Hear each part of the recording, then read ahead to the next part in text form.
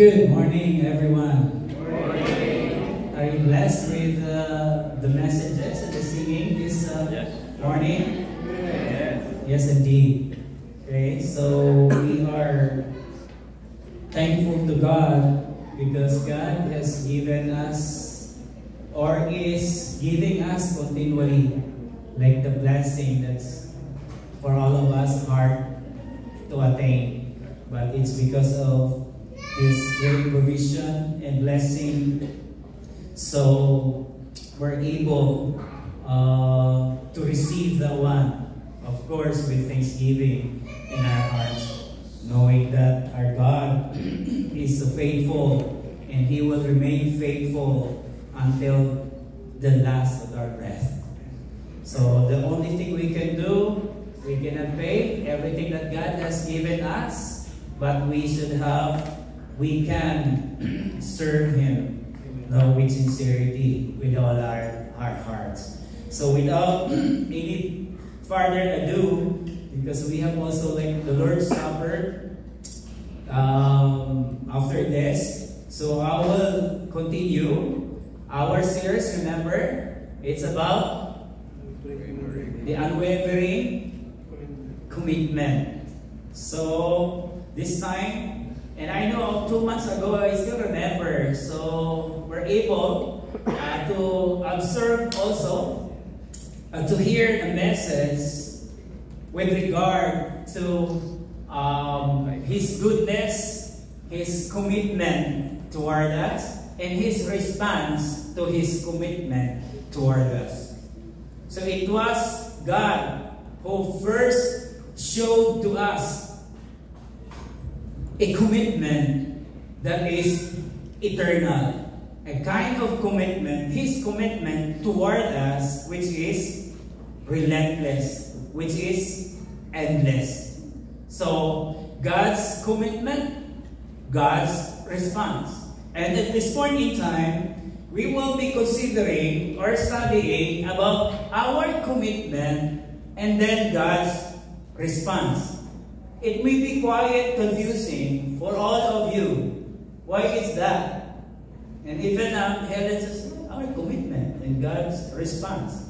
But now I'll show you later a verse, a passage from the scriptures that is really parallel to this title. We all know that all of us have commitments in life. Maybe many of us, like we are committed to our family. And that's the only commitment that we cannot delegate to other people. Because it's our responsibility, most especially to our wives and to your husbands. You cannot say, my husband is not here, can you do something? Like, cook or everything in there, so you cannot delegate. Okay? So, this time, hopefully. So, what is our commitment in life? What's a commitment again? Nakalimutan nyo na naman. Kaya ang gamot ng pagkakalimot, tuluyan ninyong limutin. Ay paalaala. A commitment is what? A pledge. Diba? Or a promise. Pagka sinasabi, mahal kita hanggang kamatayan. Till death do us part. Or till do us part. Pagkalabas ng bahay, hindi na nakabalik. Kasi till door lang. Okay? But death. Okay? So,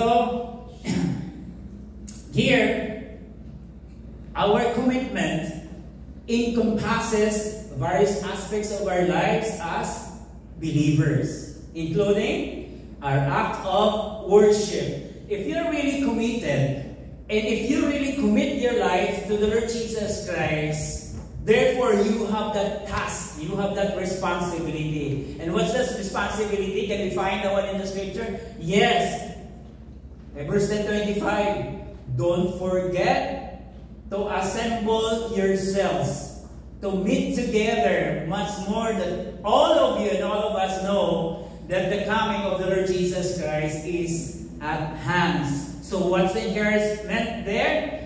Is that we should have to gather together to spur one another, to admonish one another. Hindi lang mag-admonish ka, tapos papayuhan ka rin. Hindi, ikaw lang papayuhan ko. Huwag mo na ako isali. Exempted ako dyan. No? So, including our act of worship. You know what? Everything that we are going to do inside the church is an act of worship. If you sleep, that's not an act of worship. Yeah? So, kaya nga sa while worshiping, di ba, walang nagagasip kasi nakikinig tayo sa Panginoon. Pagkatapos na lang. So, our obedience to God's commandments, our acts of service, and a dedication to our spiritual growth.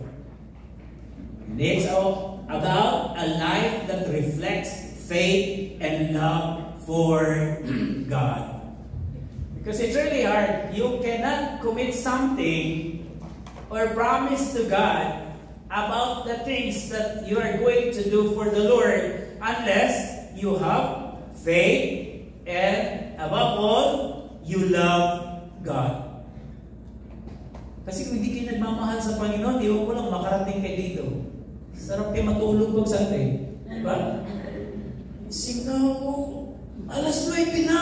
Gising na. Oo nga, ito na nga. Dandahan. Di na baling late. Better late than never. Pero we should have to make up. Kailangan, ano na tayo, magbigay na tayo ng New Year's resolution next year. Pwede pa. Kahit absent tayo ngayon, pwede pa. Next year, hindi na. Kasi may multa na yun. Iyahankin natin yung may multa. Pagka late ka, $5. Pagka absent ka, $10. O, di ba? Pag ginagawa ng Amplify, magpa-late ka, $5. Mag-absent ka, $100 pa. Ay, wala. So, bakit nandito ka? Ayaw ko ka magbayad. $5. So, that's good. At least, pero we will not do that one to the members, no? To each one of us. Kasi kung gagawin natin yan, baka mas malaki ang penalty matanggap. No? So, here, look at this one. From Psalms 37, verses 4 to 5. Let's read this together. Delight, go. Delight yourself in the Lord, and He will give you the desires of your heart. Commit your way to the Lord. Trust in Him, and He will do this. Where is that our commitment in there? And where is God's response? Is it clear? In your naked eyes? Did you see it? Okay. So if you see it, so we will continue. Okay, today we will be considering 3 specific commitments that we could commit to God, or we could surrender to God. You know, there's still a lot of things in our lives that we need to surrender to God. That's why we should have to make a commitment or a covenant. Covenant, parang mahirap gamitin terms yan eh.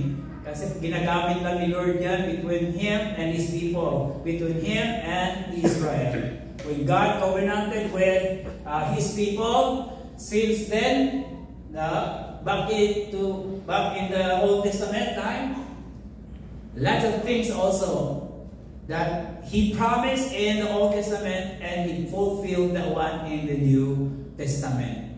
It took like thousands of years. Kaya pala tayo kapag nangako, abutan ng siyam-siyam eh. Pero at least, minsan natutupad. Kay Lord talaga natutupad. At matutupad yan. Okay? So the first commitment, which is our commitment, what? Is to delight ourselves in the Lord, or to the Lord. What does delight means? What's the meaning of the word delight? Hirap, no? Ano kaya? Sa Tagalog, ilagak ninyo ang inyong sarili sa Panginoon o kaya magpakasaya kayo sa Panginoon. How can we do that? If the problems of our lives are manifolding, di ba? It's increasing. So how? Should we still delight ourselves? Should we still show this happiness and satisfaction while serving the Lord? We have no option. We don't have any option. But of course, to make ourselves happy while singing, while playing instruments, while doing things that God wants us to do in the ministry. So instead of always complaining, let's say, Lord, thank you because of your goodness, because of your faithfulness, because of your love toward me, toward us. That's why I am obliged. Pag sinasabing obligation, na-obliga lang ba tayo? Hindi. Yung klaseng obligation na nakasaad sa Bible, ginawa natin yan voluntarily. That's why hindi tayo nagmamaktol. Lalim naman yung Tagalog niya. Tagalog ba yun? Ang Bisaya? Okay? Namamaktol, nagrereklamo, nagmumurmur. Kasi we know, because of that cognition that God has given us, that knowledge that God has given us, therefore, diba, we suffer many things while pursuing the ministry, while pursuing, while serving the Lord. But of course, happiness is always there and satisfaction.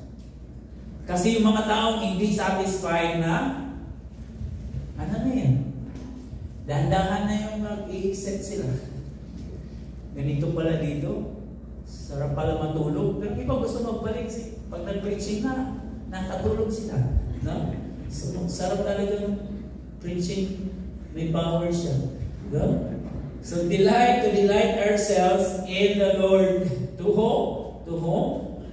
O to who? In the Lord. So, there's that direction. That's why, when we serve the Lord, we should have to be joyful. So, when we're singing, we will sing jubilantly. Yung may kasiyahan. Ang saya-saya na ng kanta eh. Alive, alive, alive, forever. Alive. Alive. So, sometimes we are living but not alive. Yeah? Kasi wala na kaya alive. Kasi grabe na. So let's make ourselves happy and satisfied while serving the Lord. And that's why we need to delight ourselves. I don't want to elaborate this much as long as it's in the Bible. So make this one as your devotion. I love to study the Bible, making a message, a sermon, because I want also to remember those beautiful passages and verses in the scripture so that I cannot forget those verses that I love. Okay? So this is one of my favorite verses or passages in the scripture. Delight yourself in the Lord and He will give you the desires of your heart later. Ating ano yan. Okay? So, and second commitment, that we need to surrender, that we need to commit to the Lord Jesus Christ is to commit our way to the Lord. We're not talking about here a literal way, but we're talking here about our lifestyle, our manners in life. No? Or about Christian living. Because many times, we question God because we believe that in this life, there are lots of uncertainties. And that's why sometimes we maybe we are tempted to, or to complain, or to say, God, you are unfair. But God is not unfair. Is God unfair to Moses? No. Because later, God also blessed Moses. Just imagine. To commit our ways to the Lord, or to surrender our unworthy lifestyle. Alam niyo ba, meron ng dalawang klaseng lifestyle. Ano yan? Alam niyo yan? Healthy lifestyle and not healthy lifestyle. Dalawa lang. So, what about our lifestyle?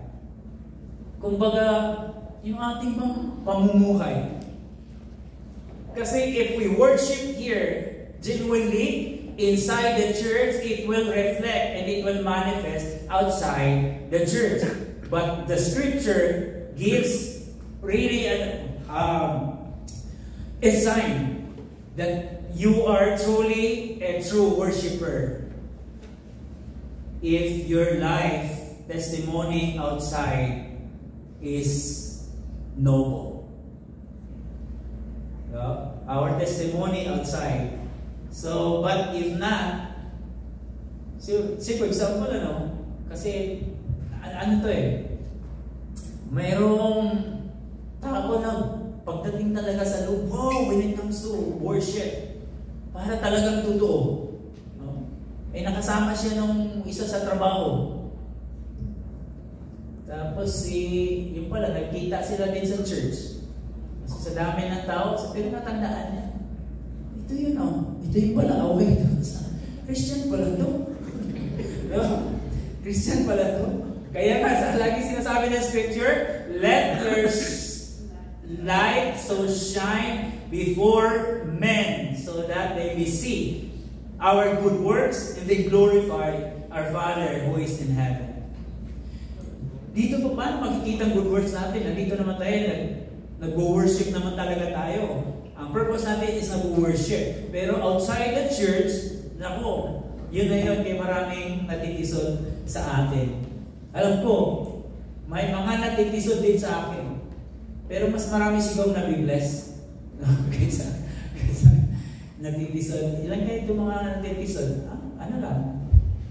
Mga sa kalahati lang siguro.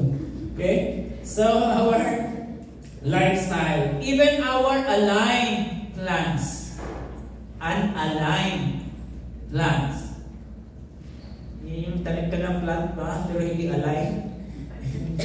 Yung ating mga plano na hindi aligned sa Panginoon. We do not know really what the future brings to us.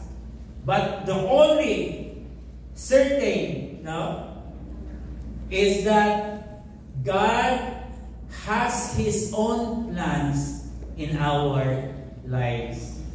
Why we fail many times? It's because our plans sometimes are not aligned with the plans of God. Pero, why we are not murmuring, why we are not complaining, instead we are giving thanks to God. If we fail, it's because we have that knowledge.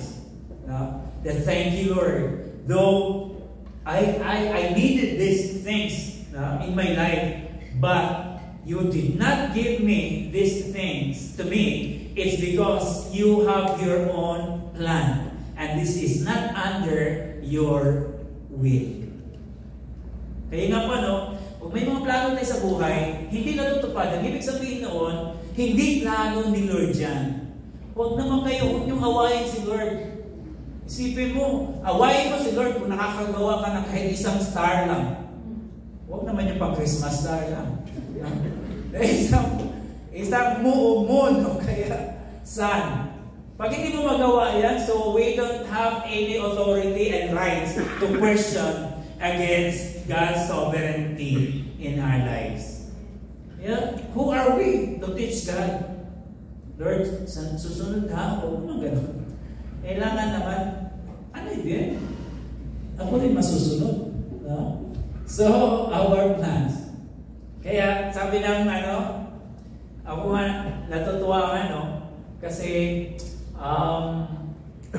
nakikita ko kung paano yung acceptance. At sabi nga ni Joy, nabasa niya sa scripture na we have so many plans in our hearts, but the Lord plans and will always prevail. Bakit hindi tayo nakipagyera sa Panginoon? Why we are not battling God against His will? No? Na bakit hindi mo tinupad yung aking gusto? It's because He is our Lord, He is our Master, and He is the one holding our free will. May free will tayo, pero siya pa rin ang nagpo-control noon kung lumilihis na yung ating sarili. Okay? So, even our decisions in life, we should have to commit that to the Lord. In Scripture, there is a way, seems righteous to our side, but the end thereof is the way of death. But that's talking about what? Even talking about our Christian living, our decisions in life. We think that my decision is better than the decision of God. Ay, wala naman ganun na. No? So here, the third commitment, our commitment to God is to trust in Him. So sa ulo naman natin yung verse. Mas maganda kasi yung ganito Parang sa ulo nyo rin yung verse.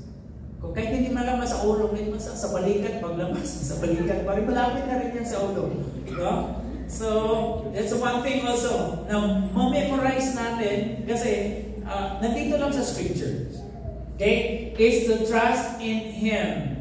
Sabi ng Psalms 118, ang sabi ni King David, In you, O Lord, I will put my trust. And what man can do, no, for me. So, and even the Apostle Paul said, Lord, I'd rather obey and trust you than obeying this crooked generation. Okay? To trust in Him means to believe in His character. Alam nyo, di ba? Sino sa inyo nag-asawa na hindi nyo alam kung ano ugaling mayroon iyong asawa? Diba? Salbahe yan, pero mahal ko talaga yan. Hindi ko ipagpalit yan. Kasi ang ugali nagbabago. Ang mukha hindi. Kaya nga yung iba, nagpa-surgery na lang para gumanda yung mukha. No? So, pero, yung decision natin, kailangan talagang i-confer natin si Lord. I-consult natin si Lord. And how can we know? By knowing the person's qualifications. Qualifications. Kakalimutan ko. Parang si Miriam Levinson pala. Okay? So, ano bang qualification na magiging asawa ko?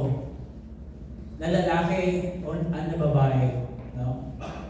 Pero, alam natin all things work together for our own good. Diba? And His promises and His ability to work all things for our own good. Even when circumstances are difficult.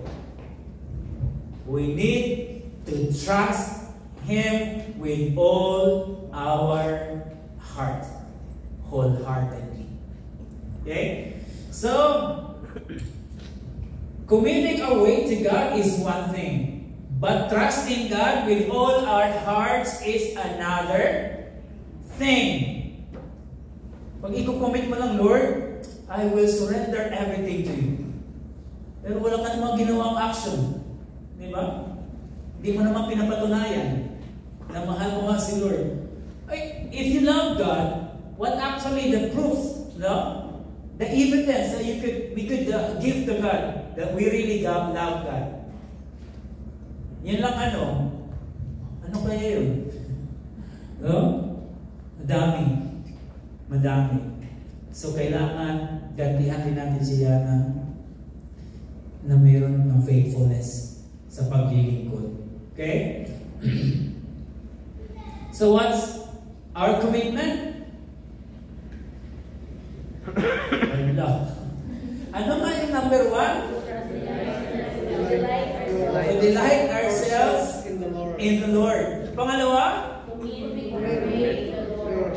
Grabe, oh. Parang ano lang, isa lang talaga sa kabila. Pero dito, parang tatlo sila. Balance pa rin. Ano yung last? Tapos na pala. To trust in Him. Not to trust your wife 100%. Not to trust your husband 100%. Give that 100% to the Lord. And you will never experience failures in life. No, kaka-experience pa rin tayo. But don't, nakalagay sa scripture, cursed is the woman, cursed is the man who trusts the man, who trusts the woman. So 100%, don't give. That's only, that belongs to God only. Okay? Pinahirapan ko pa kayo, nandito lang naman. Diba? And then, what's God's response? So, yan na. Yung commitment natin sa Panginoon, yung pangako natin sa Panginoon, isurrender natin yan sa Panginoon. Ano yun? Ibigay natin sa Panginoon, ilagak natin sa Panginoon. Ano naman yung gawin ni Lord? Ano naman yung kanyang response doon? Diba? O paano kaya ipofulfill natin yan? Tama? Yung ating commitment, yung promise natin, binigay natin sa Panginoon. Paano kaya natin ma-fulfill yan? Marami tayong pangako hindi na po-fulfill. Pero si Lord, tingnan mo yung response ni Lord. Ulitin natin sa verse. Delight yourselves in the Lord and He will give you the desires of your heart. Whatever your heart desires, ibibigay ni Lord. Pero, kailangan ayon sa kanyang kalooban. Kung si Lord lang masusunod, Jesus Christ, di ba? Ayaw niya kung ipako sa krus eh. Pero sabi niya, Lord, it's not my will, but your will be done. Tayo hindi eh. Nagipag-argue talaga tayo eh. Di Lord, sa palagay ko talaga tama yun. Kaya nga sabi na ng scripture, don't think highly as you ought to think. Don't brag, but be humble and be thankful. And just always put your trust in the Lord. And you will never fail. Because God will never fail us. Diba? Kasi kapag hindi niya, para sa ikabubuti pa rin natin yan. Sa atin yan. No? Ayaw ni Lord na magsasuffer tayo kayo. Marami taong nagsasuffer dahil sa maling akala. Kaya daw namatay si Jose Rizal, akala niya hindi siya babarilin. Hindi na rin. Ay patay. May mga kwentong bantero, no? So kailangan talaga expect natin, put natin sarili natin sa Panginoon. And He will fulfill whatever plans and commitment we have. So ano yung response ng Panginoon? He will give you the desires of your heart. Pero huwag naman yung kaya masabi ko sa inyo eh, baka ngayon sisig-sisig kayo sa mga asawa niyong lalaki, alam yung babae. Sayang kung narinig ko lang kaagad to. Inanong ko talaga sana, yung qualification. Pero nandito na eh. Kahit ganito lang yan, mahal ko pa rin yan. Tingnan mo. So, ganun yan. Bakit? Because you are growing spiritually in Christ Jesus with the knowledge and His grace. And of His grace. Bakit? Kaya, laging gumaganda. Di ba? Laging gumaganda. Tingnan niyo yung mga asawa niyo. Gumaganda ba? Sabi nila, Korea-Korea daw. Walang Korea-Korea. We're not lucky, we're blessed because we have a partner in life who can be trusted 70%. Okay. So, ito na, mamalit kasi parang nakita ko sa inyo, siguro hindi kayo nakatulog kagabi. Kaya, ano lang. So, mag-pray po tayo. But don't worry. Kung naka-experience kayo, nangyari yun dahil malayo pa kayo sa Panginoon. At hindi pa talaga kayo totally siguro nakakakilala sa Panginoon. But God will give you another chance, I believe. No? Pero kung pareho kayo nakakilala na sa Panginoon, tapos kumanta na kagad ng please, release me, let me go. Wala na. Goodbye na. Ha? Pero yun lang challenge ko sa inyo. Si Lord hindi nagpapahirap. Si Lord, He's a God of many chances. Kaya nga, sa mga singles, piliin nyo talaga. Kung ito ang taong ito, aanuhan na ako ng time na hanggang kamatayan. Pero huwag nyo yung pag-pray na mamatayan na. Sige, pray po tayo. Lord, we thank you, we praise you, Lord, for the message. We thank you so much, oh God, for this great passage, oh God, you have given us, wherein we could read, oh God, also and glean even your promises to us, Lord. Lord, we thank you for the suffering we have. We know, Lord, that this is our teacher, oh God, an effective teacher to teach us, oh God, that we should have to be circumspect. We should have to be careful, and we should have, oh God, always to consult you, Lord, when it comes to our decisions in life. Lord, help us to commit to you our lives, oh God. Yes. Because we cannot really, oh God, with the boss of our lives, oh God. Only you, Lord. You are the pilot of our lives. So help us, oh God. And as we have this commitment, oh God, as we surrender this to you, oh God, help us, oh God, to pursue. And I know that we will reach that finishing line that you have set before us. Only help us to trust you. Amen. Not only this day, oh God, but in every day of our lives, Lord. Thank you so much, oh God, for your goodness in our lives. This is my prayer in Jesus' name. Amen. Amen.